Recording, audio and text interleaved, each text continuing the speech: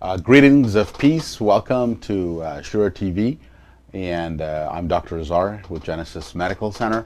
We have a show for you, and what we want to do is inform you about the differences between the flu virus and COVID-19. As you know, here we are. It's the month of December 2020. It's been a rough year for everybody, and we have concerns, and a lot of people have questions about the flu virus amidst the pandemic that's happening today. Fortunately, the pandemic, we do have good news in the news. We hear about the vaccines that are getting developed and are at their last stages of getting approval from the FDA here in the U.S. The vaccines in England and Europe, they're also there in the last steps before getting distributed to the masses there. And here in the U.S., once we figure out the logistics of distribution and the FDA gives the approval, I think they have 6 million to 20 million for the month of December that they will distribute to first-line workers and possibly the elderly.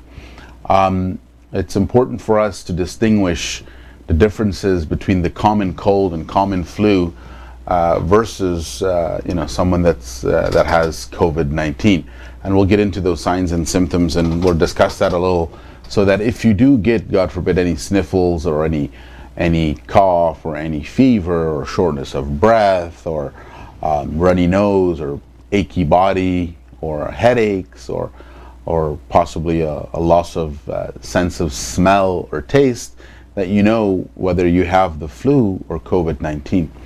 The recommendations, again, just to reiterate, because it is important right now, in terms of the pandemic, currently we've doubled the infection rate from last month.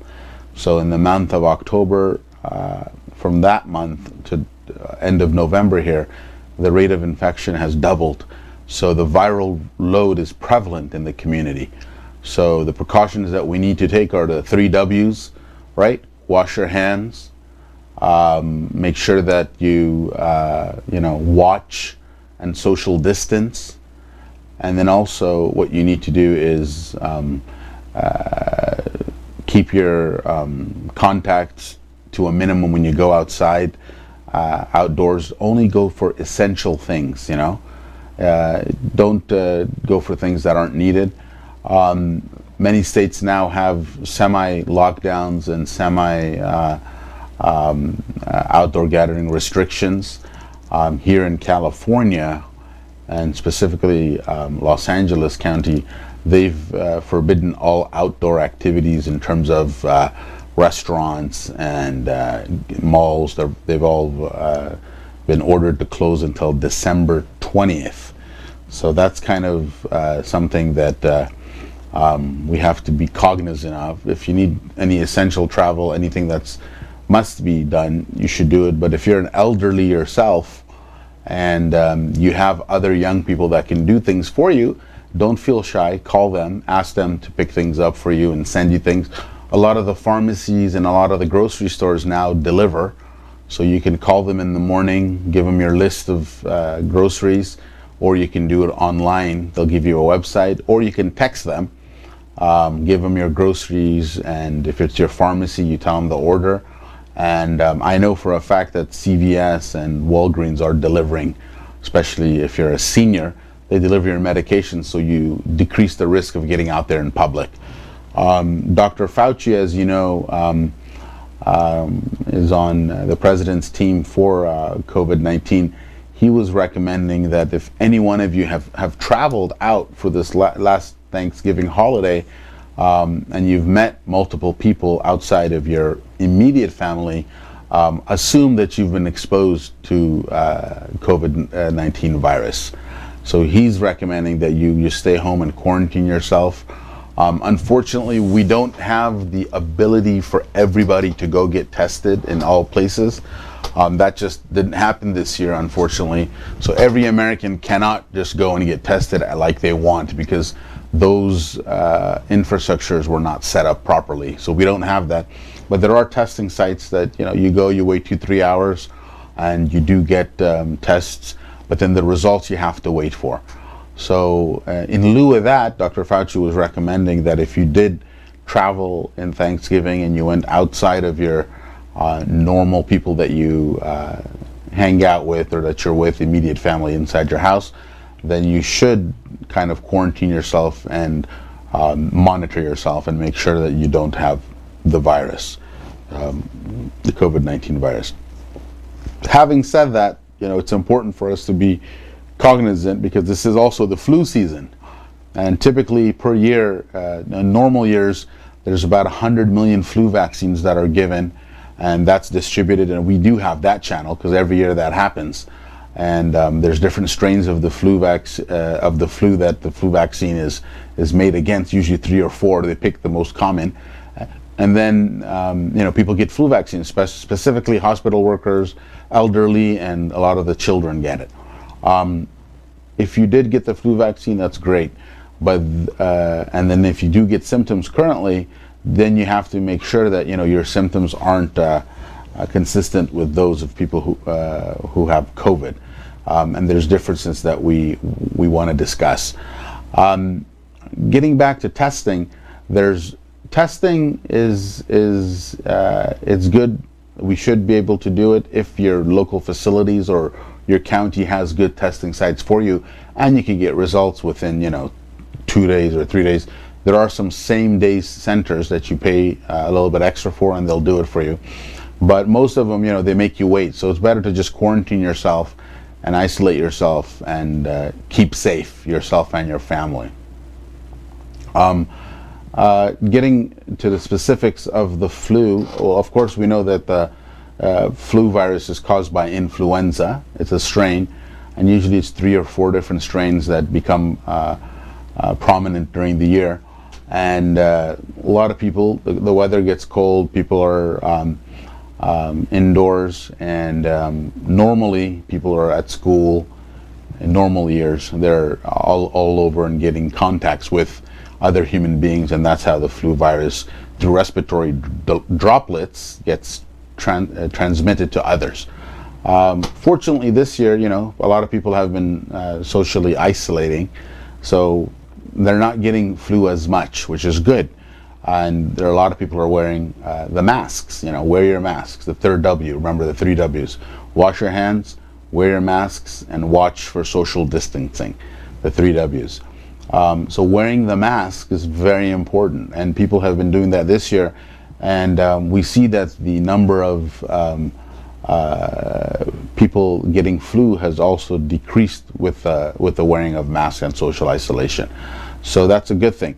But there are people that get certain symptoms, whether it's a runny nose, headache, cough, sore throat, fever.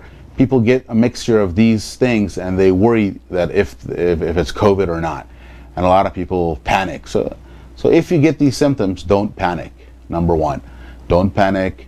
You still have to do the same thing. You have to hydrate well. You have to take care of your symptoms, but you have to keep your eye out. Now, differentiating between COVID, we know what COVID is caused by, and you guys have heard by now many of the symptoms that COVID has. Most notably, a lot of people will have a loss of sense of smell and taste, and they get shortness of breath. These are the two things that are a little bit different than the regular flu virus. With the flu virus, you could have fever, sore throat, possibly.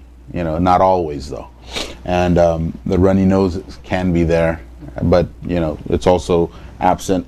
You do get body aches and things like that with both COVID and the flu, and then also headaches are well known with the flu and COVID. So that's something that's both would have.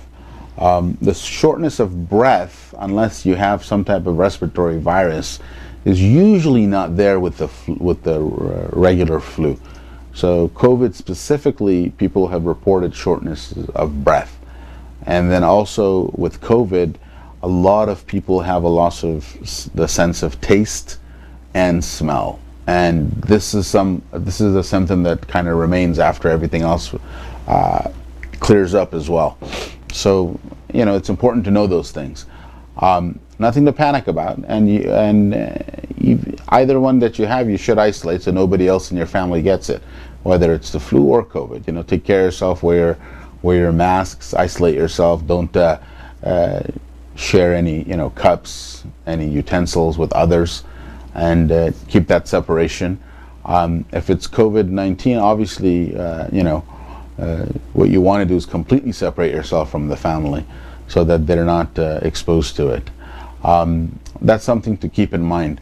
Again, with trying to getting tested, it's important to find a place that you can get tested. But a lot of people are just quarantining and isolating, and if their symptoms don't get worse, usually it resolves within 10 to 14 days.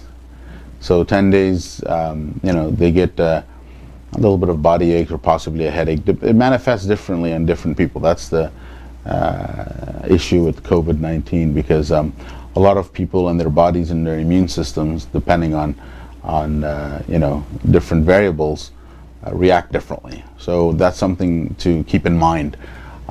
Again, eating well, exercise, getting enough sleep, decreasing your stress levels in the household or at work, or you're working remotely, or your children might be doing school remotely as well. So don't let it get to you. Kind of keep yourself in a Zen state if you can. Whatever you have to do to keep your mind strong, whether it's meditation, praying, exercise, walking outdoors, alone, maintaining social distance. These kind of things are very good for the immune system, and also regulating your body in terms of timing of things. You shouldn't. Your meals should be at a certain time every day. Your sleep pattern should be regular. Your exercise that you do should be regular. It shouldn't be something where your body gets surprised and you're stressing your body at different times of the day.